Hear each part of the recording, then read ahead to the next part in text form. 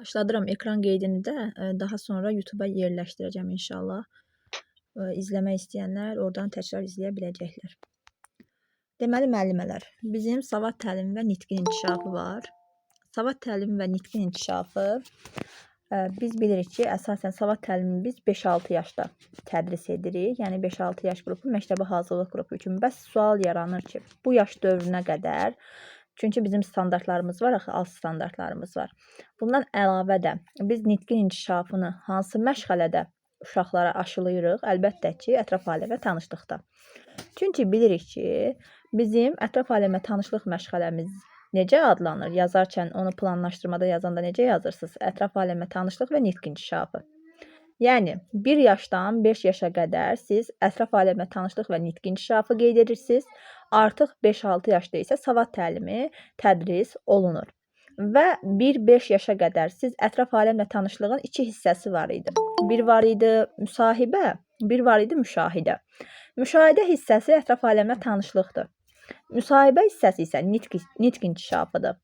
Yəni, buradan da başa düşürük ki, bir növ nitq inkişafı həm ətraf aləmin, həm də savad təliminin hər iki məşğələnin ortaq xüsusiyyətidir. Yəni, testdə düşsə ki, ətraf aləmlə tanışlıq və savad təliminin oxşar xüsusiyyəti hansı məşğələdir?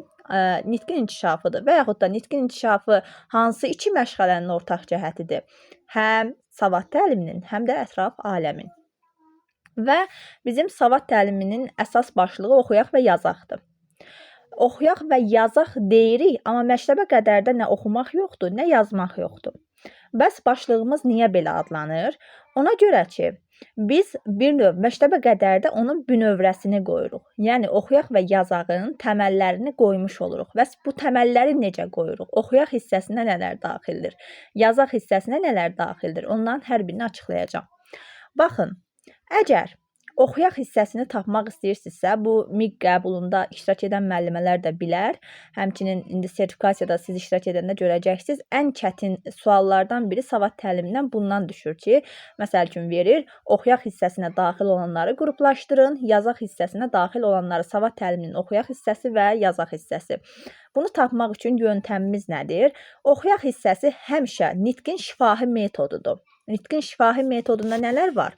Nitqin şifahi metodunda danışmaq var, dialoq var, özünü ifadə eləmək var, şərh etmək var, intonasiya var, fikir bildirmək var. Bir növ bizim o vako deyirdik. Vakonun A-sı, aidiallıq var. Fonemlər, tələffüzdür, nitqdir. Bunların hamısı oxuyaq başlığına aid ola biləcək fikirlər olacaq. Yəni, harda şifahi nitq, ünsiyyət, dialoq bunları tapdınızsa, birbaşa olaraq götürəcəksiniz savad təliminin oxuyaq başlığına. Bəs yazaq başlığına nələr daxil olacaq? Yazaq başlığına isə bizim kiçik motorikamız. Yəni, bir növ tutaq ki, harda görürsünüz ki, uşaq muncuğa, daha doğrusu ipə muncuq düzür. Adicə belə bir şey deyim. Məsəl üçün, paxlalı bitkiləri seçir, ayırır, aplikasiya fəaliyyəti ilə məşğuldur, qaçıdan istifadə edir, plastilinlə nəsə hazırlayır, quraşdırmanın özü. Yəni, bunlar hamısı kiçik motorikanın inkişafı olduğu üçün götürəcəyik nəyə? Savad təliminin yazaq başlığına. Və bu bizim ən əsas tiyolarımızdan, öyrənəcəklərimizdən biridir. Daha sonra savad təlimini bilmək istəyirsinizsə nəyə diqqət etməlisiniz? Hər zaman bütün məşğələləri öyrənmək istəyən zaman birinci onun alt standartlarını bilməyiniz sizin üçün bir növ 1-0 öndə olmanız deməkdir. Bəs bu alt standartlar necə dəyişir? Birdən ona da diqqət edək.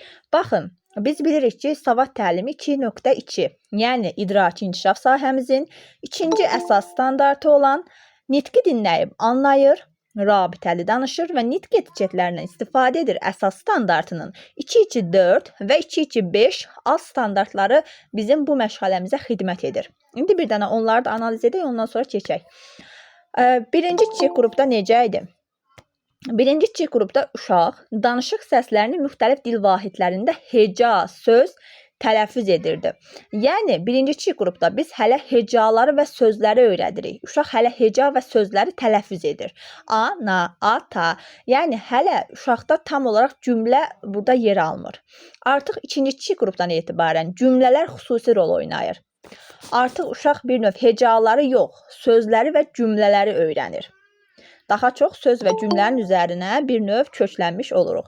Orta qrupda artıq əvvəl uşaq tutaq ki, çilələk deyirdisə, artıq onu düzgün tələffüz edir, çiyələk deyir. Yəni bu düzgün tələffüz etmək uşağın orta qrupdan etibarən başlayır. Ardıca artıq böyük qrupda uşaq nə edəcək? Tutaq ki, deyirsiniz ki, armud. Armuddakı mud hansı hecadadır? Onun yerini təyin edir. Yəni yerini təyin etmək sözdür, cümlədir, hecadır. Bunun yerini təyin etməsi aid olacaq bizim böyük qrupumuza. Və səs təhlili üzrə iş. Kəsmə əlifba vasitəsilə, artıq kəsmə əlifba vasitəsilə tutaq ki, deyirəm ki, uşaqlar, gəlin indi biz çiyələyi yaradaq hərflərlə, kartoçkalar vasitəsilə. Uşağın həmin kartoçkalar vasitəsilə o sözü yaratması da olacaq bizim məktəbə hazırlıq qrupu.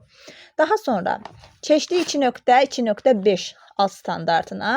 Danışığında bir-iki sözdən istifadə edirsə, bir-iki söz nədir? Tutaq ki, ana gəldi, baba gəldi. Yəni bir növ bir-iki söz, sadəcə mübtədası və xəbəri olan cümlələrdən istifadə edirsə, bu olacaq birinci kiçik qrup. Artıq 2-3 söz varsa, bu olacaq ikinci kiçik qrup. Danışığında 2-4 söz varsa, orta qrup. 4-5 cümlədən ibarət artıq mətin qurursa, bu olacaq böyük qrup. Verilən səs üzrə sözləri seçmək, səslərdən hecalar, hecalardan sözlər, sözlərdən cümlələr və cümlədən də şifahi mətin qurmaq olacaq məktəbə hazırlıq. Qurmaq, yaratmaq daha mürəkkəb bir proses olduğu üçün həmişə özünü göstərir məktəbə hazırlıq qrupunda və bu da bizim alt standartlarımız. İndi isə keçək. Savad təliminə hazırlığın 3 dənə əsas dövrü var. Birinci dövrü əlifba təliminə hazırlıq dövrüdür. Biz bu dövrü adətən 1-5 yaş dönəmi üçün deyə bilərik. Necə? 1-5 yaş dönəmində biz tutaq ki, uşağa qələm tutma texnikası öyrədirsiniz. Rəsm fəaliyyətində, təsviri fəaliyyətin təşkili metodikasında. Həmin o birinci kiçik qrupdadır da bizim qələm tutma texnikamız. Baxın, o qələm tutma texnikasını öyrətməyiniz uşağa birbaşa olaraq sirayət edir əlifba təliminə hazırlıq dövrünə. Yəni uşaq artıq qələm tuta-tuta, plastilinlə iş görə-görə, rəsmlə bir növ rəsm çəkə-çəkə, quraşdıra-quraşdıra artıq bu uşaqda nə formalaşır? Bir növ o uşaq artıq əlifba təliminə hazırlıq dövrünü keçmiş olur. Əlifba təlimi dövrü necə olur? Əlifba təlimi dövrü bizim 5-6 yaşdır. Yəni, belə deyim, məsəl üçün, bu yanaşmalar daha çox bizim nəzəriyyələrimizdən, yanaşmalarımızdan Valdorf yanaşmasına çox oxşuyur. Deyə bilərsiniz, niyə görə? Çünki Valdorf da deyirdi ki, onun yanaşmasında 7 yaşına qədər idi ki, o deyirdi, uşaqlara heç kimlə akademik bilik verməyin, oxumağı və yazmağı öyrətməyin, imkan verin, aplikasiya verin, rəsm verin, quraşdırma verin. Uşaq barmaqları, kiçik motorikası inkişaf etsin. Artıq o 7 yaşa gələndə, yəni bu 7 yaş Valdorfa görədir, amma bizim məktəbə qədər də 5-6 yaş dönəmi. Artıq 7 yaşa gələndə uşaq özü müstəqil o qələmi tutsun. Özü müstəqil artıq o oxuma bacarığına yiyələnə bilsin. Buna görə də əlifba təlimi dövründə də biz nə edirik? 5-6 yaş dövründə biz kartoçkalardan istifadə edirik. Uşaq bir növ simvollarla, o kartoçkalar vasitəsilə hərflərlə tanış olur. Onları biz oxuyaq hissəsində uşağa səsləndiririk. Məsəl üçün, hərfləri gətiririk, kartoçkaları. Onlarla sözləri yaradırıq və uşaq başlayır. Burada məqsədimiz yazmaq deyil. Burada məqsədimiz uşağın hərflərlə tanış olmasıdır. Bunu da qeyd edim. Yəni, əlifba təlimi dövründə biz uşağı bir növ hərflərlə tanış edirik. Onu yazması, oxuması filan deyil. Və uşaq hərflərlə tanış olur. Ardıca biz deyirik ki, indi gəlin onları tələffüz edək. Baxın, bu tələffüz etməyimiz aid olacaq savad təliminin oxuyaq hissəsinə, bayaq dediyim hissəyə. Daha sonra artıq biz onu tutaq ki, yapma fəaliyyətində, çünki hərfləri daha çox yapma fəaliyyətinə uyğun gəlir. Yapma fəaliyyəti verirəm, məsəl üçün, B hərfini uşaq hazırlasın. B hərfini uşaq hazırlayanda hansı alt standartla, hansı əsas standartla verərsiniz? Məsəl üçün, yapmada uşaq B hərfini hazırlasın. Bunu hansı standartla inteqrasiya edərsiniz? Cavab vermək istəyən var? Hansı standartla inteqrasiya edərsiniz? Savad təlimində A hərfini öyrədirsiniz. Xeyr, 3.1.2 ilə yox. Niyə görə yox? 3.1.2 ilə verdiniz, tutaq ki, Günay müəllimə. Daha sonra mən sizə sual verəcəm ki, Günay müəllimə, yaxşı, uşaqlara siz A hərfini yapdırdınız. Bəs bu hərfini yapdırdınız. Orada bir dənə də bayrağa aid yapmada oradan bir şey hazırlamalısınız. Aydın olurmu? Yəni sizin məqsədiniz yapma deyil axı. Sizin məqsədiniz orada kompozisiya qurmaq deyil axı. Siz necə onu 3.1.4 ilə verəsiniz? Bu yanlışdır. Necə verə bilərsiniz? 1-1-4 ilə verə bilərsiniz. 1-1-4 nə idi? Kiçik motorikanın inkişafı idi. Və orada da var idi çəkmə, yapma, quraşdırma. Yəni mənim məqsədim bu hərfini uşağın doğru düzgün şəkildə yapması deyil. Və yaxud da orada bir kompozisiyanın olması deyil. Mənim məqsədim uşağın A hərfi ilə, B hərfi ilə, bugün keçdiyimiz hərflə tanış olub, onu tanımasıdır. Amma mən 3.1.4 ilə verəndə avtomatik orada mənim məqsədim artıq yayınır. Məqsədim olur artıq avtomatik gözəl bir şəkildə yapma hazırlamaq, orada bir kompozisiya qurmaq. Bu mənim məqsədim deyil axı. Mənim məqsədim uşağı hərflə tanış etməkdir.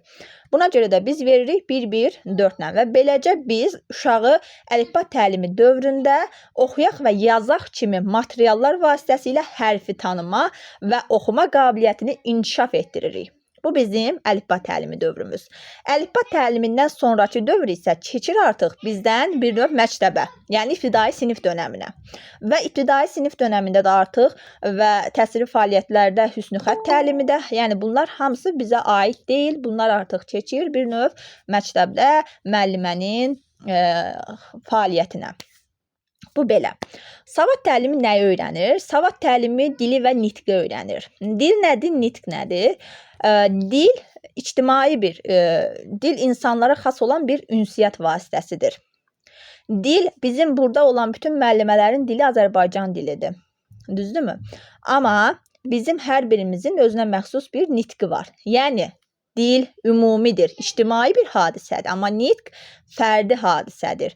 Yəni dilin tətbiq forması nitqdir. Amma dil özü ünsiyyət vasitəsidir. Bir növ dil olmadan cəmiyyət, cəmiyyət olmadan da dil mümkün deyil. Və dilin özünə məxsus bir qaydaları var. Yəni qaydalar hansılardır? Dil özünün qrammatikası var, özünün lüğət fondu var, sintaksis sistemi var və bu cəmiyyətdə zamanla formalaşır və dəyişə bilər. Amma nitqi isə fərdidir və burada bir növ nitqdə qayda yoxdur. Nitq sərbəstdir, daha sərbəstdir və fərdiyyətçidir. Yəni hərənin özünə məxsus bir nitqi var. Mənim özümə məxsus bir nitqim var. Burada olan müəllimələrin də hərəsinin özünə məxsus nitqi var. Bu. Yəni dil və nitqin fərqi budur. Dil oldu ictimai bir hadisə və əsas ünsiyyət vasitəsi. Dil oldu qaydalı, yəni dilin bir qaydası var. Dil əsasən leksikası dedik, qrammatikası dedik. Bunlar hamısı aid olacaq dilə. Amma nitqimiz isə qaydalarla məhdudlaşdırılmır. Nitqin bir qaydası yoxdur, o sərbəstdir. O fərdiyyətçidir. Bu da belə. Sonra müəllimələr, nitqin burada xüsusiyyətləri var. Baxaq görək nitqin xüsusiyyətləri nələrdir? Nitqin əsasən var zənginliyi, məzmunluluq, məntiqi ardıcıllıq, düzgünlük, aydınlıq, dəqiqlik, ifadəlilik, təmizlik. Bunlar bizim diaqnostika imtahanımızda da düşmüşdü. Yəqin ki, iştirak edən müəllimələrimiz təsdiqləyər. Bunları bilməyiniz onun üçün də bilməyiniz çox vacibdir. Və mən bunu indi sizə elə bir şəkildə açıqlayacağam ki, yəni bundan sonra artıq sizin imtahanda səhv etmə şansınız belə olmayacaq. Etsəz belə öz günahınız olacaq, deyin biləsiniz. Zənginlik nədir müəllimələr? Bir uşağın əgər nitqini zəngin etmək istəyirsinizsə, çoxlu sinonimlərdən istifadə edəcəksiniz. Çoxlu antonimlərdən istifadə edəcəksiniz. Homonimlərdən istifadə edəcəksiniz. Frezoloji birləşmələrdən istifadə edəcəksiniz. Antonim nə idi? Əks mənalı sözlər. Homonim nə idi? Homonim bu idi ki, bir var deyirəm alma, bir də var deyirəm alma. Neynədim? Bir növ məntiqi vurğu sayəsində sözün mahiyyətini dəyişdim. Bu homonimdir. Və yaxud sinonimlərimiz var. Sinonim nədir? Eyni mənalı sözlər. Eyni mənalı sözlər nədir? Tutaq ki, deyirəm gözəl. Gözəlin sinonimi nədir? Göyçək, qəşəng. Bunlardan istifadə edirəm. Deməli, nitqin zənginliyində mən nədən istifadə etdim? nitqin zənginliyində omonim, sinonim, antonim. Yəni belə bir fikirlər olan cümlələr gördünüzsə, nə götürəcəksiniz? Nitqin zənginliyi. Daha sonra məzmunluluq gəlir. Məzmunluluq nədir? Məzmunluluq budur ki, bizim sosial standartlaşmış nitq dövrümüz var idi. Biz tələbatları keçəndə ünsiyyət tələbatında. Burada 5-6 yaşda deyirdik ki, uşağın nitqi sanki artıq uşaq belə dərk edərək danışır. Uşaq sanki belə hər bir şeyi ağzından çıxan sözlərin mənasını bilərək danışır. Bu məzmunlu danışmaqdır. Yəni uşaq məzmunu bilib, onu yaxşı tanısın və müzakirə və müşahidə qabiliyyətləri inkişafı əsasında məzmunlu nitq yaranır. Məntiqi ardıcıllıq nədir? Məntiqi ardıcıllığı mən daha çox bilirsiniz nəyə bənzədirəm? Prosedura. Yəni prosedurda necə idi? Bir algoritm var idi, bir ardıcıllıq var idi. Baxın, məntiqi ardıcıllıqda da bu var. Yəni ardıcıl getməlidir nitqimiz. Pərakəndə cümlələr, sözlər olmamalıdır burada. Məntiqi ardıcıllıq nədir? Tutaq ki, biz birinci nə edirik? Biz birinci tutaq ki, yemək pişiririk. Düzdürmü? Birinci səhər yaxşı belə bir şey deyim. Səhər durursunuz, işə getməmişdən qabaq. Sizin saat 8-də işdə olmağınız üçün müəyyən bir prosedurlardan keçib qaydanı yaratmağınız lazımdır. Baxın, sözlərdə də, cümlələrdə də diqqət edirsiniz ki, məsəl üçün deyir ki, uşaq birinci yemək yeyib, sonra tutaq ki, çöldən gəlir uşaq, yemək yeyir, sonra gedir əllərini yuyur. Çöldən gəlirsə uşaq, birinci gedib əllərini yuyub, sonra yemək yeməlidir, düzdürmü? Buna diqqət edirsiniz. Yəni cümlələrdə bir məntiqi ardıcıllıq qorunmalıdır və bu məntiqi ardıcıllıq da olur nitqin xüsusiyyətlərindən məntiqi ardıcıllıq. Bəs düzgünlük nədir? Düzgünlük isə nitqin qrammatik baxımından düzgün, savadlı və ədəbi qaydalara uyğun olmasıdır. Bu nə deməkdir? Yəni tutaq ki, bir var, deyirəm ev, bu düzgündür. Bir də var, deyirəm ki, öy. Öy düzgündür, yoxsa ev? Əlbəttə ki, ev. Və yaxud da deyir ki, uşaq belə bir cümlə işlədir. Deyir ki, mən sabah dərsə getmişdim. Bu nə dərəcədə düzgün bir cümlədir, fikirdir. Burada artıq bir növ zaman şəkilçisi düzgün işlədilməyib. Bu da artıq yanlışdır. Və yaxud da elə bölgələrimiz var ki, orada görürsünüz ki, tutaq ki, uşağa, yəni bayaq dediyim kimi, evə öy deyirlər. Artıq burada nitqin düzgünlüyü pozulmuş olur. Aydınlıq nədir? Aydınlıq, siz bugün bir uşağa nağıl danışırsınız, hekayə danışırsınız. Birinci olaraq danışdığınız fikirdəki sözləri uşaq üçün aydın formada izah etməlisiniz. Yəni, tutaq ki, bugün dərsdə istifadə edirsiniz kompas sözündən. Dəniz qızı, nağıl danışırsınız, dəniz qızının əhvalatı nağılı. Oradakı o dəniz qızının açıqlamalısınız ki, uşaq başa düşməlidir ki, o nədir, kimdir, aydınlaşdırmalısınız. Aydınlıq budur. Yəni, sizin danışdığınız şeirdir, nağıldır, hər biri uşağa aydın formada çatmalıdır. Dəqiqlik. Dəqiqlik də konkret olmaqdır. Yəni, bir şeyi konkret bir şəkildə ifadə etmək. Tutaq ki, bir var, mən deyirəm, heyvanlar haqqında danışıram. Bir də var, deyirəm ki, mən heyvanlar haqqında uşaqlara məlumat verəcəm. Ən əxsusda ev heyvanlarından olan it haqqında uşaqlara bugün məlumat verəcəm. Artıq neynədim? Dəqiqləşdirdim. Bu nitqin dəqiqliyidir. Və yaxud da meyvələrdən danışacağıq uşaqlar və bizim bugünkü meyvəmiz almadır. Neynədim? Konkretləşdirdim. Dəqiq bir şəkildə onu ifadə etdim. Yəni, bir növ dəqiqlik sözlərin dəqiq seçilməsidir. Dəqiq şəkildə seçilməsi. Bugün çiçəklərdən danışırıq. Bizim bugün danışacağımız çiçək qızılgüldür. Və yaxud da qərənfildir. Artıq lalədir. Neynədim? Dəqiqləşdirdim. Dəqiqlik, baxın, budur. İfadəlilik nədir? İfadəlilik daha çox şeirdə bir növ özünü göstərir. Yəni, ifadəli danışırıq, nağılda ola bilər. Şeir və nağılda daha çox nitqin ifadəliliyini biz görürük.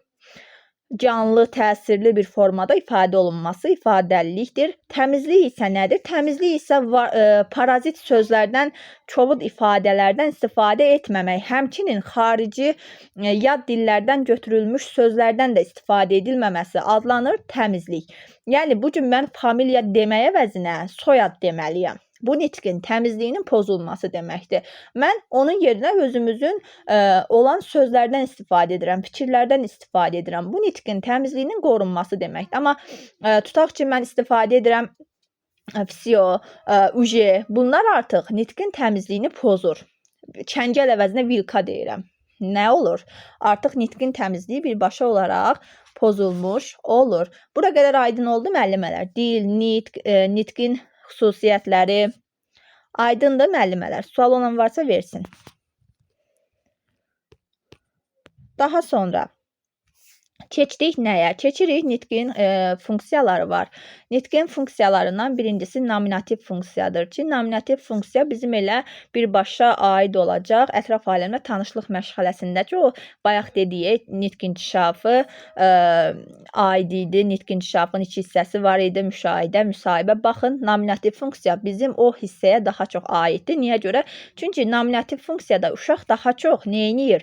Adlandırır. Name sözündən gəlib, ingilis dilindən mənası adlandırmaq deməkdir və burada uşaq adlandırır. Yəni görür, tanıyır, qavrayır və adlandırır. Bu nominativ funksiyadır. Kommunikativ funksiya bizim 4K-dan elə kommunikasiyadır.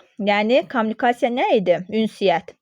Uşağın sosiallaşması, sosial olaraq ünsiyyət göstərməsi bu kommunikativ funksiyadır. İdraç funksiyası bizim aid olacaq elə bayaq dediyimiz orada nitqin məzmunluluğu var idi. Baxın, idraç funksiyası birbaşa olaraq nitqin məzmunluluğuna dəlalət edir. Niyə görə? Çünki artıq uşaq danışanda onu idraç edib danışır. Bir var, elə yerli yersiz danışsın, danışığı bəlli olmasın. Bu idraç funksiyası deyil. Bir də var, uşaq bilir ki, nə danışır, onu nitqinə gətirir. Bu artıq idraç funksiyasıdır və nitqin məzmunluluğudur. Yəni uşağın danışdığının bir məzmunu var. O bunu idraç edərək danışır. Daha sonra tənzim edici funksiyadır. Tənzim edici funksiyada nədir? Tənzim edir, özünü tərbiyə edir. Bir növ özünü idarə edə bilir. O elə cümlələrdən elə bir şəkildə istifadə edir ki, nəzakətli, bir növ özünü tərbiyə bacarıqlarını gücləndirir. Tənzim edici funksiya da budur. Uşaq özünü tənzim etməyi bacarır. Daha sonra bizim bir növ nitq inkişafı üzrə işimizin vəzifələri var. Bunlar nələrdir? Bunlardan birincisi bizim lüğət ehtiyatımızın zənginləşdirilməsidir. Lüğət ehtiyatının zənginləşdirilməsi dedikdə bizim o tələbatlardan, ünsiyyət tələbatında nitqin riyazi ölçüləri var idi. Nitqin riyazi ölçüləri nə idi? Yəni hansı yaş dönəmində uşağın lüğət ehtiyatında neçə söz olmalıdır? Baxın, 2 yaşında uşaqda ən azı 300 söz olmalıdır ki, o 300 sözdən istifadə etsin. Artıq 5 yaşına çatanda bu sözlərin sayı 1000-dən çox olur. Yəni bu şəkildə nitqin riyazi ölçüləri özünü göstərir lüğət ehtiyatının zənginləşdirilməsində və biz də lüğət ehtiyatının zənginləşdirilməsində ən böyük vəzifə bizim üzərimizə düşür ki, uşaqların nitqini elə bir şəkildə inkişaf etdirək ki, onların lüğət ehtiyatı zənginləşsin. Daha sonra müəllimələr, burada var nitqin səs mədəniyyətinin tərbiyə edilməsi. Nitqin səs mədəniyyətinin də tərbiyə edilməsi dedikdə nə nəzərdə tutulur? Məsəl üçün, mənim sizlə olacaq, birazdan olacaq sual cavabı. Belə yadınızda qalsın. Biz sual cavablarda necə edirik? Əvvəl mən sualı verirəm, sonra siz cavab verirsiniz. Siz cavab verirsiniz, sonra mən sizə yenə sual verirəm. Yəni bir-birimizi gözləməyimiz, bir-birimizlə olan münasibətimiz, ünsiyyətimizdə buna riayət etməyimiz, bu bir növ aid olacaq nitqin səs mədəniyyətinin tərbiyə edilməsi və biz bunu uşaqlarda da bir növ formalaşdırmalıyıq ki, kiçik yaşlardan. Onlarda həm dinləmə bacarığı formalaşsın, həm də qarşıdakı şəxslə ünsiyyət qurarkən bir səs mədəniyyəti də onlarda tərbiyə edilmiş olsun. Daha sonra bizim üçün bizim rabitəli nitqimizin bir var dialoji nitq, bir var monoloji nitq. Dialoji nitq bir növ məişət üslubu deyək, yəni sizin məişət üslubda danışdığınız hər bir şey dialoji nitqdir. Bu dialoji nitq adlanır və dialoji nitqdə mütləqdir ki, bir nəfər söhbətə başlasın. Yəni necə ki, tutaq ki, bir qonşunuzu görürsünüz, bir müəllimə yoldaşınızı görürsünüz, ikinizdən birisi əvvəlcə salam verir, daha sonra digər yoldaşınız da salam verir və beləcə siz söhbətə başlayırsınız, düzdürmü? Bu nə olacaq? Bu birbaşa olacaq dialoji nitq. Çünki burada 2 və daha çox insan arasında növbələşən bir canlı ünsiyyət formalaşdı. Bu adlanır dialoji nitq, yəni dialoq. Və biz birazdan danışacağıq. Tam üslub var, yarımçıq üslub var. onlardan da uyğun gələcək dialoji nitq yarımçıq üsluba. Niyə görə yarımçıq üslub? Çünki yarımçıq üslubda da məişət üslubudur.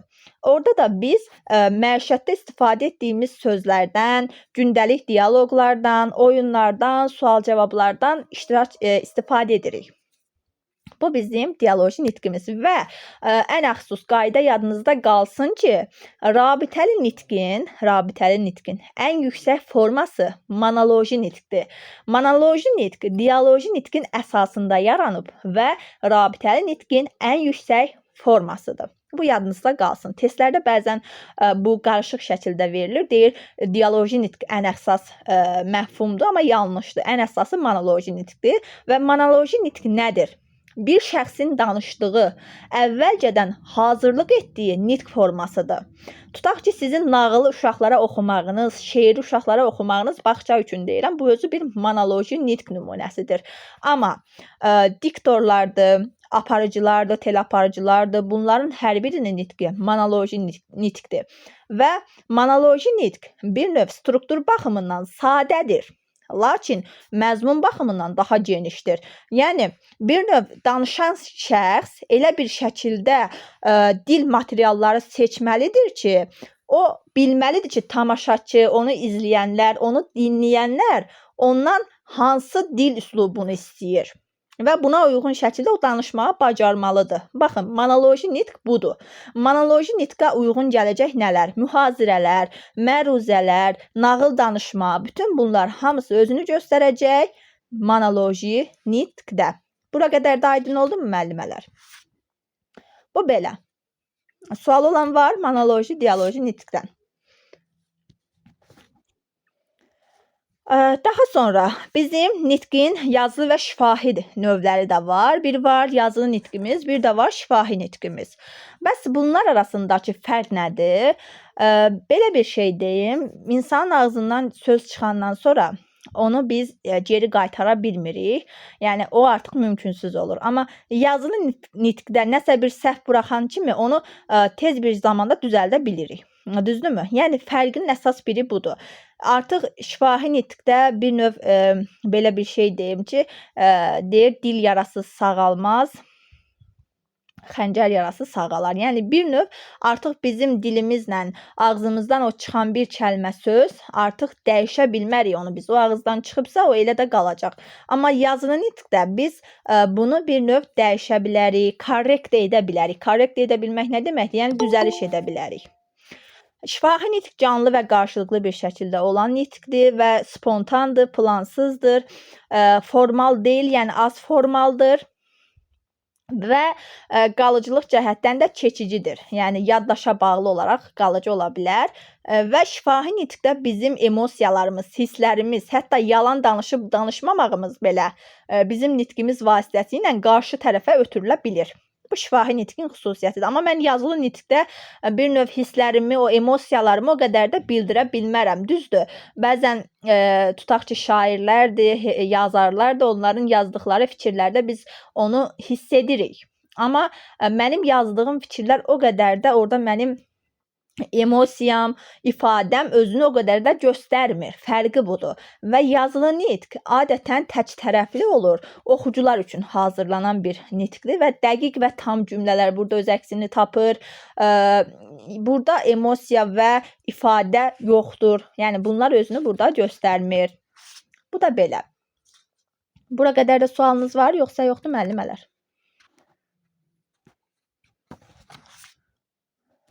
Tam üslubdur, yarımçıq üslubdur. Onlar haqqında da məlumat verim. Tam üslub oldu bizim formal üslubumuz. Yəni, tam üslubda biz nə edirik? Tam üslub dəqiq olmalıdır, aydın olmalıdır, nəzakətli olmalıdır.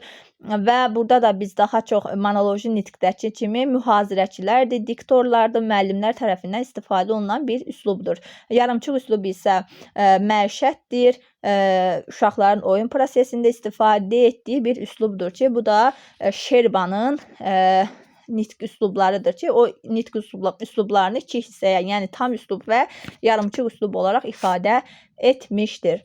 Və çox güman ki, imtahanda görə biləcəyiniz bir məqamı da deyim. Bir var situativ nitq, bir var təbii situasiya, bir var süni situasiya.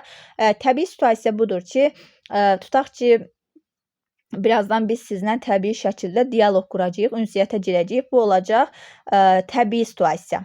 Yəni təbii situasiya. Biz sizdən qarşılıqlı şəkildə, təbii şəkildə danışacağıq. Bu olacaq təbii. Bir də var süni situasiya. Süni situasiya nədir? Süni situasiya isə budur ki, mən sizə sual verəcəm, o ünsiyyəti yaradacağam. Deyəcəm ki, tutaq ki, Montessori nəzəriyyəsinin elmə, bu məktəbə qədər sahəyə töhfəsi nə idi? Mən sualı verəcəm, bir növ o situasiyanı mən yaradacağam.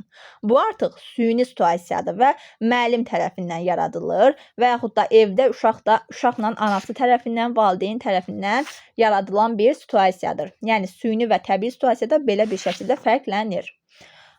Sonra bizim var 3 dənə metodumuz. Yəni nitqin 3 dənə əsas metodu var. Ümumiyyətlə məktəbə qədər də biz bu metodlardan fiziki mədəniyyət məşğələsində də istifadə edirdik. Demişdik ki, əyani metodumuz var, şifahi bir də praktik metodumuz var.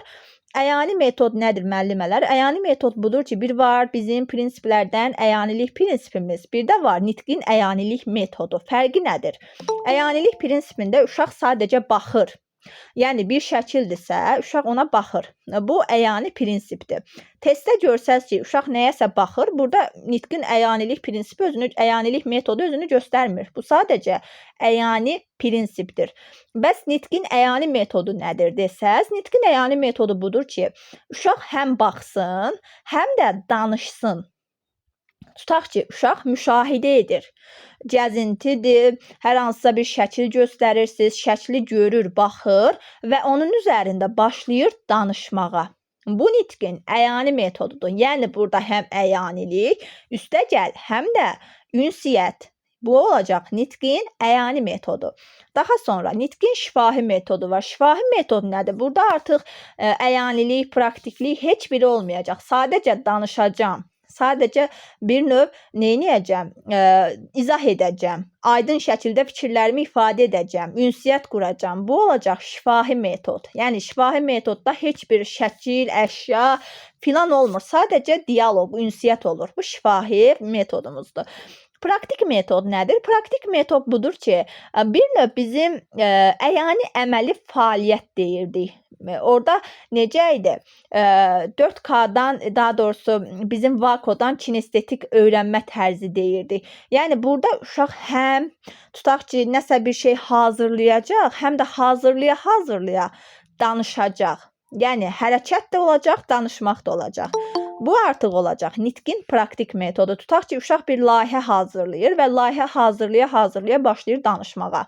Bu olacaq nitqin praktik metodu. Və yaxud da uşaq gül əkir, gül əkə başlayır danışmağa, izah etməyə, özünü ifadə edir. Bu olacaq nitqin praktik metodu.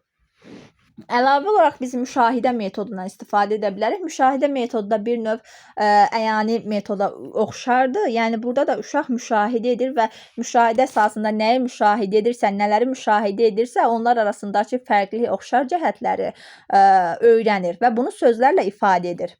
Bu da nitqin müşahidə metodu olacaq. Belə müəllimələr, savad təlim və nitqin inkişafı budur. Yəni əsas etibarıyla bunları bilsəz, imtahanda inanıram ki, rahat bir şəkildə bütün sualları cavablandıra biləcəksiniz. Varmı sualınız? Olar müəllimə. Bəli, buyurun. Salam, necəsiniz? Yaxşıyam, siz necəsiniz müəllimə? Yaxşı olasınız. Şükür, yaxşı olun. Müəllimə, o bir dənə sual düşün ki, bax sizin nitqin dəqiqliyi, düzgünlüyü danışdınız onları. Bax bir dənə sual var idi. Deyir uşaq video izləyə yemək bişirir də. Bu nitqin o ümumiyyətlə işin dəqiqliyidir, yoxsa imitasiya eləyir? Orada nitqin bir növ müşahidə, onu mən görməsəm deyə bilmərəm dəqiq. Necə şəkildə yazılmışdı? Bəlkə də elə bir fikir var orada nitqin düzgünlüyü də pozulub. Amma daha çox bəli. İllüstrasiya. Nə göndərmişəm müəllimə. Göndərmişsiniz. Elə suallar olanda utanmam. Mən baxıb sizə deyərəm. Yox, utanmayın, mən baxıb sizə deyərəm. Nöqtə atarsınız, mesajınız qabağa düşər. Çünki mən fikri görməsəm, onu özüm baxmalıyam ki, ondan sonra mən sizə düzgün cavabı deyə biləm. Belə müəllimə, sizdən xahiş edirəm. İndi ödənişsiz dərs keçirsiniz. Gələn mövzularda əgər imkan varsa məntiqi riyazi təfəkkürlə, azlıq çoxluq anlayışını elə belə şifahi olaraq danışın. Yaxşı. Yaxşı, başqa işini istəmirəm. Gələn dərsə çalışacağam, onu da əlavə edim, yaxşı. Sağ olun Siz müəllimə. sağ Çox olun sağ Günay olun. müəllimə, xoşdur. O sualda mənə nöqtə atarsınız, baxacağam, izah verəcəm ona. Aha, belə. Sual olan var müəllimlər? Keçək indi sual cavaba. Əllərinizi qaldırın.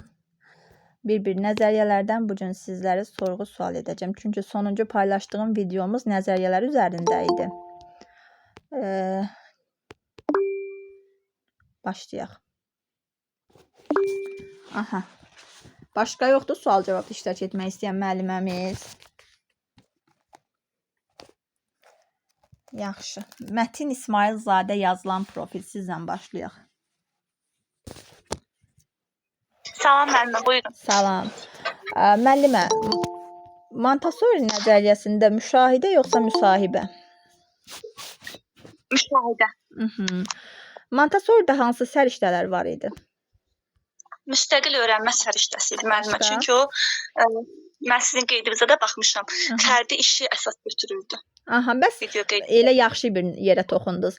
Montessori nəzəriyyəsində nə zaman fərdi iş formasından istifadə edərsiniz, nə zaman qruplar iş formasından istifadə edərsiniz? Bu sualı vermişdiniz. Deməli, əgər sosial-asosial uşaq söhbəti müəllimə, yox, özünə qapalı sosial deyil. Məsəl üçün Montessori'də tapşırıqlar var ki, həmin tapşırıqları biz verən zaman fərdi, digərlərini verən zaman isə qruplar iş formasından istifadə edirik. Bu hansı tapşırıqlar idi? Unutdum müəllimə. Cavab vermək istəyən var?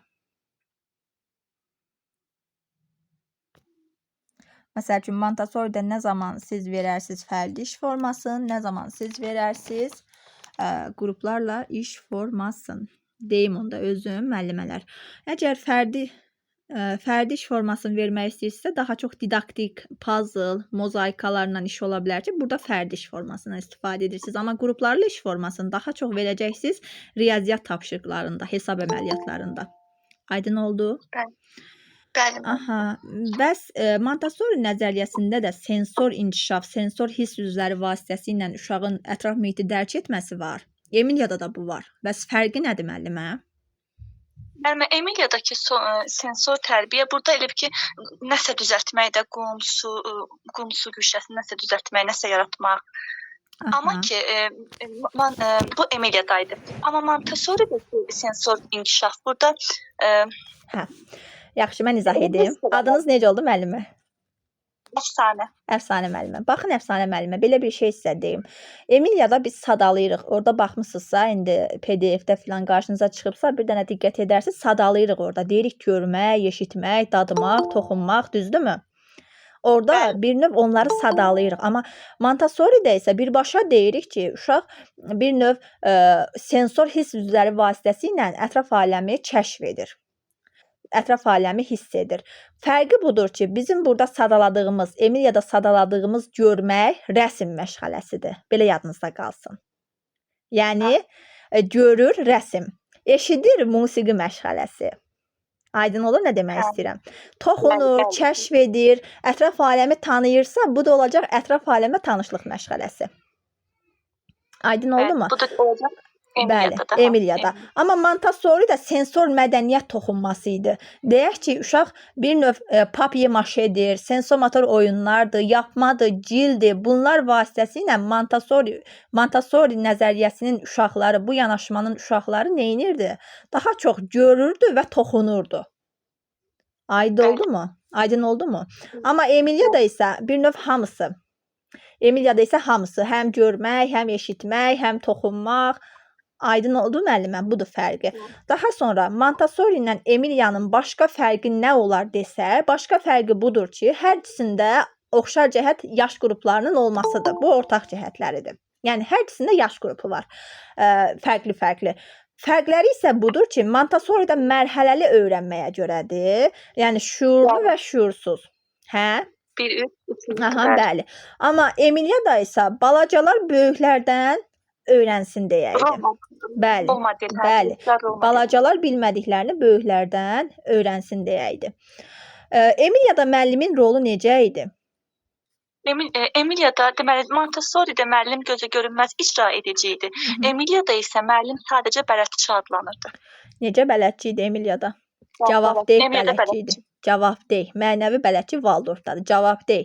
Nəyə cavabdeh idi?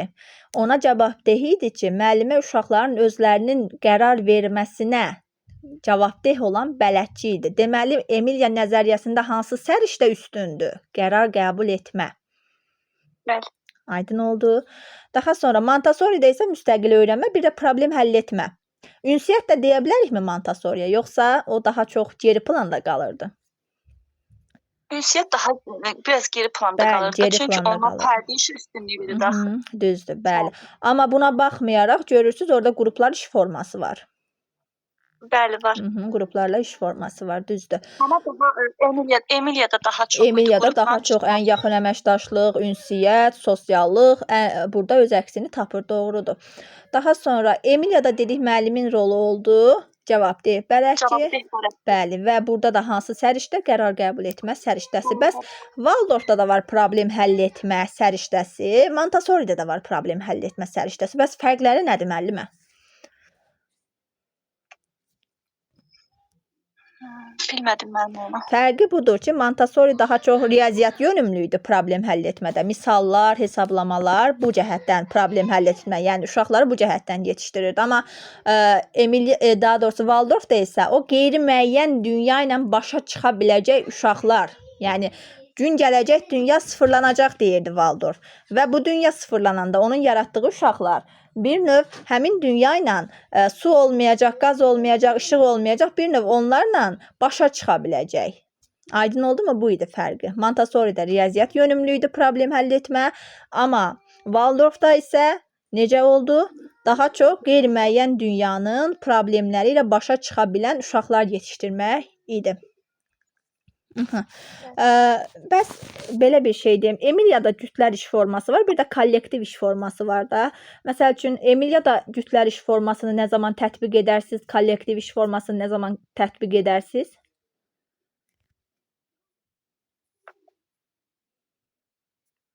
Emiliyada. Bəli, bəli. Məsəl üçün, bayaq dediyim kimi müəllimə sensor tərbiyədən dedi, bayaq orada qum su mərkəzində nəsə düzəltmək, nəsə burada kollektiv işləyirdi uşaqlar bir yerdə və yaxud cütlərlə. Cütlərlə iş formasını daha çox verin, siz bilirsiniz nə zaman. Cütlərlə iş formasını daha çox verək, biz işçi vərəqləri paylaya bilərik və bu işçi vərəqlərin, bəli, bu zaman ən çox da bir növ uşaqların tədqiqat aparması, ətraf aləmlə tanışlığı burada cütlərlə iş formasıdır. Yəni qruplaşdırması filan bu olacaq cütlərlə iş forması. Amma kollektiv iş formasından istifadə edəcəksiniz daha çox layihə əsaslı təlim modelində. Layihə əsaslı da kollektiv. Artıq orada uşaqlar çünki kollektiv şəkildə bir layihədə iştirak edirlər. Düzdür? Bəli. Düzdür. Ətraf aləmlə tanışlıq məşğələsi bir növ Emiliyada əsas idi da, düzdürmü? Xarici inkişaf edici əsas idi. Bəli. Və Emiliyada demişdik hansı bir növ səriştə var idi başqa dəyərlər kateqoriyasından? Elə Emiliyada elə bir ki, müəllimə araşdıraraq öyrənməkdə. Fəal vətəndaşlıq mövqeyi hansındaydı? Fəal vətəndaş mövqeyi müəllimə o Valdorfda deyildi müəllimə. Yox, fəal vətəndaşlıq mövqeyi elə Emiliyadadır. Çünki ən çox hansı məşğələdə formalaşırdı? Fəal vətəndaşlıq. Bəli. Ətraf aləmlə tanışlıq, gəzinti, elə ona görə də harda fəal vətəndaşlıq mövqeyini gördünüzsə hansı nəzəriyyə götürəcəksiniz? Emiliya. Bəli, Emiliya. Düzdür. İndi biraz da ətraf aləmlə tanışlıqda uşaq nə öyrənirdi? Ətraf aləmlə tanışlıq məşğələsi uşağa nə qazandırırdı? Ondan danışaq. Ondan danışaq. Burada elə bir kiçik qrupdan sadə bələdləşmə olurdu ətraf aləmlə tanışlıq məşğələsində. Ətraf aləmə sadə bələdləşmə formalaşırdı. Sadə şəkildə uşaqlar heyvan nədir, bitki nədir, bunlar haqqında məlumat öyrənirdilər. Yaş kateqoriyaları artdıqca uşaqların məlumat səviyyəsi də artırdı. Mürəkkəbləşirdi. Bir növ uşaqda ətraf aləmlə tanışlıqda təbiət, cəmiyyət münasibəti, düzdürmü? Cəmiyyət söhbəti vardı, bəli, cəmiyyət. Bəli, təbiət, cəmiyyət münasibəti. Məsəl üçün, 1-ci ildə qəbulda iştirak edənlər, səhv etmirəmsə, görmüş olar. Orada bir şəkil var idi, uşaq insan şəkli idi, bir də təbiət şəkli idi. Soruşurdu ki, şəklin məğzi nədir? Şəkil sizə nəyi ifadə edir? Doğru cavab orada təbiət və cəmiyyət münasibəti idi. Yəni orada var idi insan bitkilər haqqında məlumat toplayır, insan təbiət haqqında məlumat toplayır. Düz əslində bütün variantlar uyğun idi. Amma ən uyğun cavab təbiət və cəmiyyət münasibəti idi. Yəni ətraf aləmlə tanışlıq məşğələsi uşağa birbaşa olaraq aşılayır təbiət və cəmiyyət münasibətini. Bu da belə. Təşəkkür edirəm müəllimə, çox sağ olun. Siz sağ olun, mən şərait verdiniz. Siz sağ olasınız. Günay müəllimə. Bəli, müəllimə. Aha. Müəllimə, ailələrin rolundan danışaq. Məsəl üçün Montessori'da ailələrin rolu necə idi? Emilia'da necə idi? Waldorf'da necə idi? Emilia'da elə birinci qoy Emilia'dan deyim, sonra Montessori ardıcılığı pozurum ama. Emilia'da belə idi ki, əməkdaşlıq önəmli idi də. Yəni valideynlər uşaqlarla münasibət eləyir, nə isə quraşdırır. Əslində qıraqdan baxana elə gəlir ki, bunlar nə isə quraşdırır. Əslində o quraşdırdığı zaman fəaliyyətindən nə isə öyrənir də uşaq ətraf aləm. Yəni ki, əməkdaşlıq nəticəsində. Montessori'də müəllim, əməkdaşlığı belə izah eləməyə çətinlik belə Belə deyim, mən deyim, onda siz biləsiniz, xəbərdar olasınız. Baxın müəllimələr, birdən testdə desə ki, ailələr uşağın müstəqil öyrənməsində dəstəkçidir, Montessori. Montessori'dir. Ailələr estetik estetik fəaliyyətində dəstəkçidir. Bu olacaq Emilia. Waldorf. Estetik fəaliyyət Waldorfdadır. Bəli. Amma desə ki, ailələr uşağın təcrübə, tədqiqat aparmasında və sosiallaşmasında bu olacaq Emilia. Bəli, bunu demək istəyirdim. Və layihələrlə də ailənin qarşılıqlı şəkildə burada rolu var. Bu da Emilia'dadır, düzdürmü? Bəli, bəli. Layihələr 21 gündən də çox ola bilər də, müəllimə. Uzadılır vaxtı. Belə bir şey deyim. Hansı nəzəriyyədə idi ki, müəllimə fəaliyyəti dəyişirdi? Məsəl üçün, uşağın bir şeyə marağı yox idisə, müəllimə tez bir zamanda fəaliyyət... Montessori'də ola bilər. Yox, fəaliyyəti dəyişmək Montessori'də deyil, Günay müəllimə. Fəaliyyəti dəyişər, bilmirəm. Fəaliyyəti dəyişmək Waldorfdadır. Belə dəyişirik ki, tutaq ki, uşağa nağıl oxuyursunuz, uşağın nağıla marağı yoxdur və yaxud da belə bir şey deyim, şeir oxuyursunuz, şeirə marağı yoxdursa, onu nağıllaşdırırsınız. Nağıla marağı yoxdursa, söhbətə keçirsiniz. Deyirsiniz, gəlin indi söhbət edək. Burada fəaliyyəti dəyişirsiniz. Amma Montessori'də müəllimə gözə görünməz şəkildə baxır ki, uşağın bu cuşəyə, bu oyuncağa marağı yoxdur, oyuncağa bir qeyri-adi bir təsir qatır və uşaq gedir o cuşə ilə, o oyuncaqla oynamağa. Bəli, bu artıq. Diqqətini cəlb edir də. Bəli, bu Montessori'dən. Amma Waldorf'da isə birbaşa fəaliyyət dəyişilir. Bəli. Bu da belə. Daha sonra müəllimə danışaq biraz, biz deyək ki, hansı nəzəriyyədə idi ki, uşaqlar ilk dəfə öyrənməyə bir növ təqlid etməklə başlayırdı, təqlid etməklə. İmitasiya ilə. Bəli, imitasiya ilə başlayan nəzəriyyə hansı nəzəriyyə idi ki, bu yanaşmada, bu nəzəriyyədə uşaqlar öyrənməyə ilk olaraq böyükləri təqlid etməklə başlayırdı. Böyükləri təqlid etmək, bilmirəm. Kim deyər? Məlumatı olan var. Hansı nəzəriyyə idi ki? Test formasında desəz deyərəm. Belədir, test formasında belədir ki, uşaqlar ilk dəfə öyrənməyə təqlid etməklə, imitasiya ilə başlayır. Bəli, Waldorfdur. Waldorf nəzəriyyəsində. Çünki niyə görə? Sujeti rollu oyun, səhnələşdirmə, hamısı birbaşa olaraq aiddir Waldorf nəzəriyyəsinə. Waldorfa aiddir. Bu belə. Daha sonra, bəs hansı nəzəriyyədə birinci tanışlıqdan gəlirdi təcrübə və təcrübənin əsasında da uşaq müxtəlif anlayışlara yiyələnirdi. Tanışlıqdan sonra? Yox. Bəli, Waldorf yanaşması. Waldorf, bəli, yadıma düşdü. Bəli, Waldorf yanaşmasındaydı. Waldorf yanaşması hansı konsepsiyanın tərəfdarı idi? Waldorf texnologiyanı rədd eləyirdi də, elə mənim. Yox, belə deyim də, məsəl üçün Montessori'yə deyirik kognitiv konstruktivizm, Emilia'ya deyirik sosial konstruktivizm. Bəs Waldorf'a nə deyək? bu məsuliyyətlilik, ruhun onu bilirəm, bilmirəm amma yalandan Waldorfa deyərəm. deyək ki, o heç bir konsepsiyanın tərəfdarı deyildi. O yalnız 4 inkişaf sahəsinin tərəfdarı idi. Deyirdi ki, bir uşağı şəxsiyyət kimi yetişdirmək istəyirsinizsə, o uşaqda həm olmalıdır fiziki inkişaf, həm olmalıdır idraki inkişaf, həm olmalıdır estetik, həm də sosial, emosional. Bu dördü birlikdə şəxsiyyət kimi bir uşağı formalaşdıracaq. Yəni o heç bir konsepsiyanın tərəfdarı deyildi.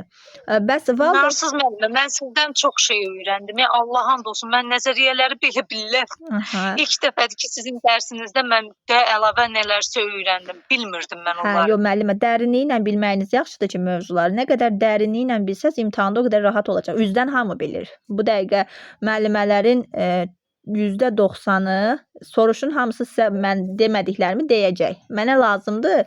Ümumiyyətlə mən müdavimlərimə də həmişə deyirəm ki, bir şey öyrənəndə çalışın dərinliyi ilə öyrənin ki, sertifikasiya ola bilsin, çətin olsun. Çünki orada maaş artımı var. Düzdürmü? Orada artıq dövlət bilir ki, müəllimələr hazırlaşır. Nə qədər dərinliyi ilə möhkəm şəkildə mövzuları bilsəz, o sizin xeyrinizədir. Çünki hamı üzdən deyir bu saat. Hamı üzdən ötürüb keçir. Üzdən deyir ki, filan şey filandır, filan şey filandır. Onu onsuz da kitabda da yazılıb. Müəllim o kitabı oxuyanda da bilir ki, Montessori kognitiv konstruktivizmdir, Emilia sosial konstruktivizmdir. Əsas odur müəllimə üçün onu əlçatan formaya gətirib müəllimənin başa düşə biləcəyi bir dildə deyəsən ki, imtahanda da gördüyü zaman o sənin dediyin açar sözlərlə onu tətbiq edib tapa bilsin. Bax, mən açığı nə Waldorfu, nə Pebeli elə güclü bilmirəm. Yəni oxumuşam, amma dərindən yox. Amma Montessori'dir, Emilia'dır, sonra Piaget'dir, onları oxumuşam. Çox çətin düşəcək sertifikasiya. Sertifikasiya belə deyim də müəllimə, əslində mən o haqqda deyə bilmərəm tam çətin düşəcək, amma maaş artımı söhbəti varsa yəqin ki, o qədər də asan düşməz deyə düşünürəm. Yəni özünüz də bir də müəllimə uşaq deyilsiniz də, yəqin ki, bilirsiniz ki, maaş artımı söhbəti varsa orada biraz qəliz formada suallar düşəcək. Bəli də, nətər ki biz varislik prinsipi, sadədən mürəkkəbə doğru gedir. Miq dərəcəsində çox elə olar ki, yəqin bir çox cəmaət keçid balını yığsın da. Yox, o cəhətdən onsuz da imtahanda həmişə necə olur? İmtahanda həmişə 20% çətin sual düşür də müəllimə. Yəni 20% çətin olur. Qalanları orta, asan, yəni bu dərəcələrə bölünür. Sadəcə dediyim odur ki, siz mövzuları çalışın, dərinliyi ilə mənimsəyin. O həm sizin iş həyatınıza təsir edəcək. Sabah bir yoxlama gələndə üzünüz ağ bir şəkildə, elə bir şəkildə cavab verəcəksiniz ki, artıq yoxlama deyəcək bu müəllimə həqiqətən də tam bişmiş müəllimədir də, belə deyim. Yəni həm səriştəli cəhətdən, həm təcrübə cəhətdən, həm də belə intellektual cəhətdən. O sizin iş karyeranıza da müsbət təsir edəcək, həm də imtahanda da nə qədər yüksək toplasa sizə faydası var. Müəllimə, indi bir dənə sizə onu deyim, Piaget'in o formal əməl mərhələsində uşaq məsələn deyir, mən gələcəkdə müəllim olacağam. Bu formal əməl mərhələdədir. Uşaq deyirsə ki, mən gələcəkdə müəllimə olacağam, bəli. Formal, əslində müəllimə onu konkret əməldə də deyə bilər. Əslində ilkin əməldə də bu dəqiqə o sualı versəz. Amma testdə formal əməli tutmuşdu, mən onun üçün sizə o sualı verdim.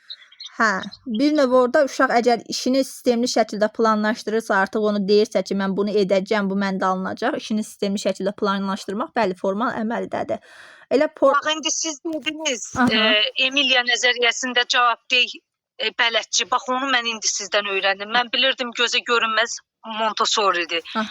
Mənəvi bələdçi Waldorfdur, amma cavabdeh mən bilmirdim. Cavabdeh. Uşaqların özlərinin müstəqil qərar verməsinə və yekun nəticəyə gəlməsinə cavabdeh bələdçi Emiliadadır. Yəni uşaqlar burada qərar qəbul etmə səriştəsinə yiyələnirlər. Bəs elə bir sual verim sizə. Dediniz formal əməli mərhələdən danışdınız. Formal əməli mərhələdə var idi hipotetik düşünmə. Bəli. O hipotetik düşünmə nə demək idi? Xəyali olaraq düşünmə. Nümunə çəkə bilərsinizmi? Bəli, fərziyyə. Bir növ real olmayan bir şeyi, fərziyyə bir şey. Mən məsəl üçün Günay müəllimə yerində olsaydım filan addımı belə atardım.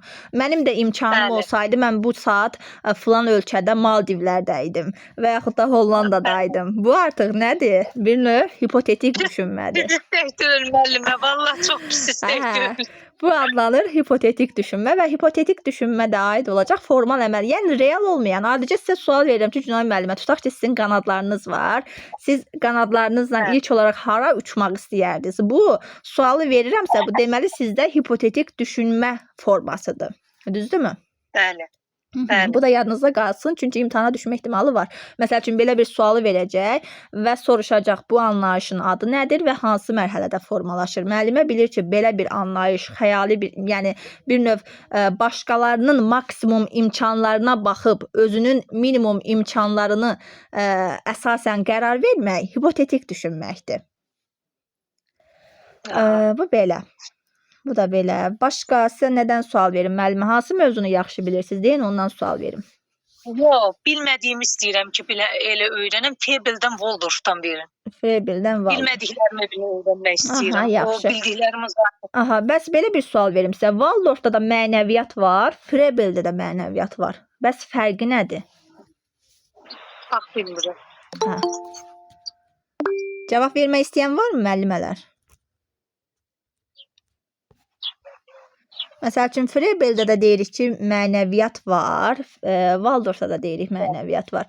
Bu fərqi budur ki, Waldorfda müəllimə bircəlik, bərabərlik üçün, düzdürmü, mənəvi bələdçi rolundadır. Amma Frebeldə isə müəllimə və uşağın mənəvi dünyasının vəhdəti var.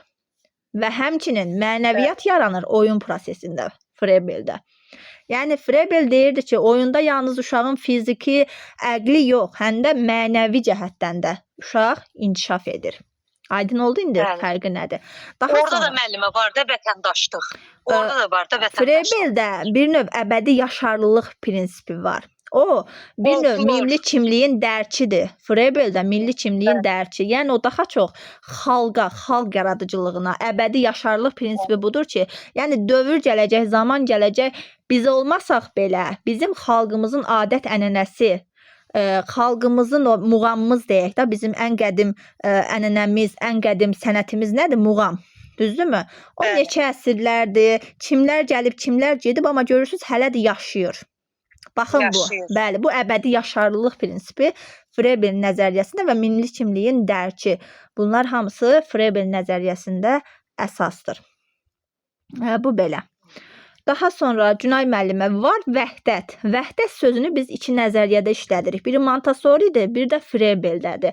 Məsəl üçün, Montessori'də vəhdət nə idi? Frebel'də vəhdət nə idi? Fərqi nə idi? Frebel'də ola bilər, ancaq o oyunlar var idi. 8, nə bilim, neçə kublardan ibarət oyunlar. Neçə idi? 18, 24. Səhv demirəm ki. O hədiyyələrini deyirsiniz müəllimə. Yox, o deyil. Yox, o deyil, o deyil. Bilirsiniz nədir fərqi? Fərqi budur ki, belə deyim, Frebel'də uşağın və müəllimin mənəvi dünyasının vəhdəti var. Belə deyim də, bu vəhdətidir. Sözümü də tamamlaya bilmədim, amma Montessori'də isə zehnin və ürəyin vəhdəti bərabər idi sevərək öyrənmə. Zehin və ürəyin vəhdəti bərabər idi sevərək öyrənmək. Montessori dünyəvilik prinsipini pozurdu. Deyir, uşaq özü radikal idi. Doğulduğu kimi özü də eləyə bilər də, hər şeyi yarada bilər. O deyirdi ki, insan necə ki doğulanda onun bir növ o fiziki əsaslarına Allah necə yaradıbsa elə də formalaşırdı. Həmçinin onun irslərindən gələn, genetikasından gələn keyfiyyətlər əgər uşaqda var idisə, tutaq ki, uşağın anası, atası həkimdirsə, o da bir həkim kimi formalaşacaq.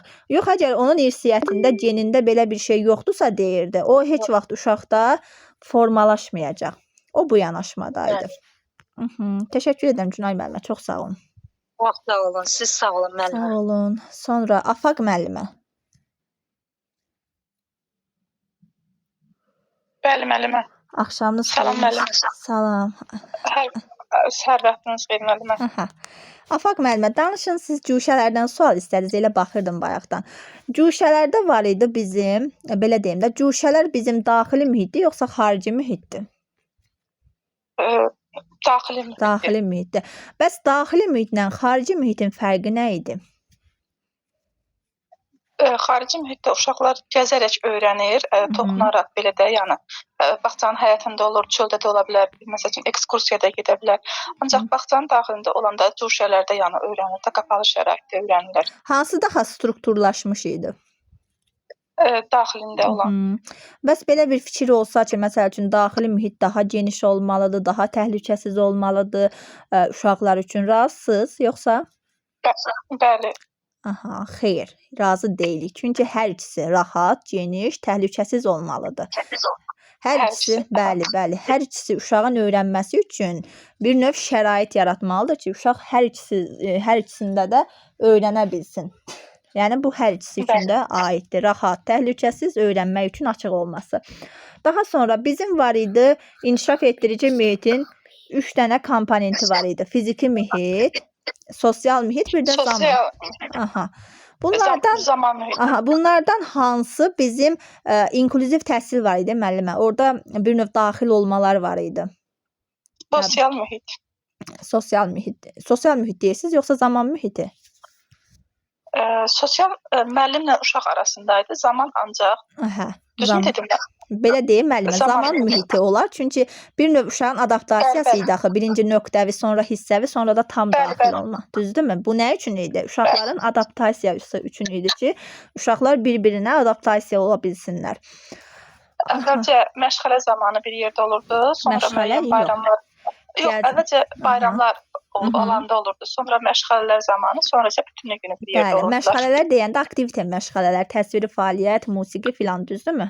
İkinci olaraq bunlarda və sonuncu olaraq isə bütün günü artıq uşaqlar bir yerdə adaptasiya olunmuş şəkildə fəaliyyət göstərirdilər. Bu belə. Daha sonra müəllimə, cüşələrdən sizə sual verim. Məsəl üçün, orada cüşələrin təşkilati funksiyası var idi.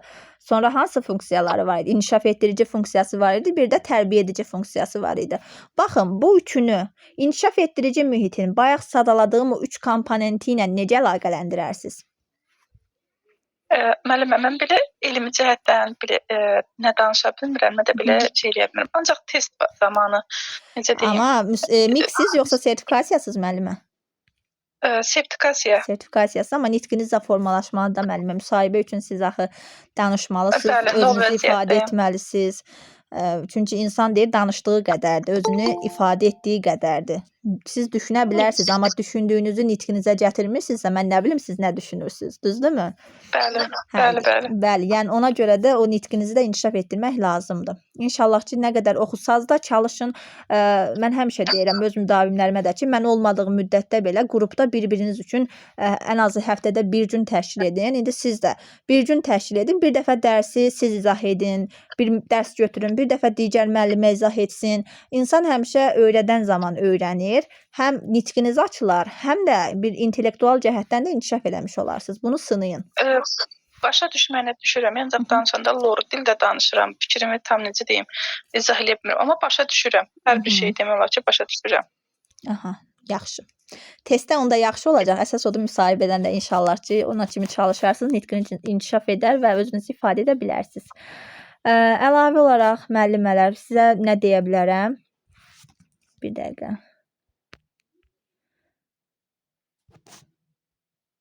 Yəni müəllimə bir cür danışır. Mən sizdən eşitmək istəyirəm. Dəstəkləyici mühiti əsas, yəni bu yəni bağçanın bazası nəzərdə tutulur, ya avadanlıqlar yoxsa necə? Dəstəkləyici mühitin əsas 4 dənə komponenti var. Bunları bilsəz rahatlıqla tapa biləcəksiniz.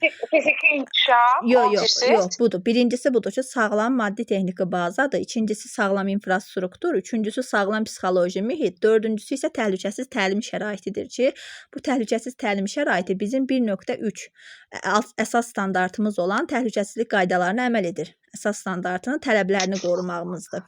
Aydın oldu indi. Yəni həm daxildə, həm xarici mühitdə dəstəkləyici mühiti tam olmalıdır. Deməli, bunları hardan öyrənmək olar?